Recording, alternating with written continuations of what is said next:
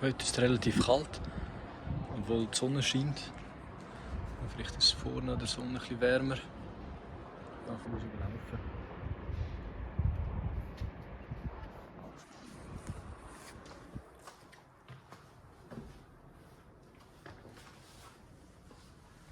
Wir haben den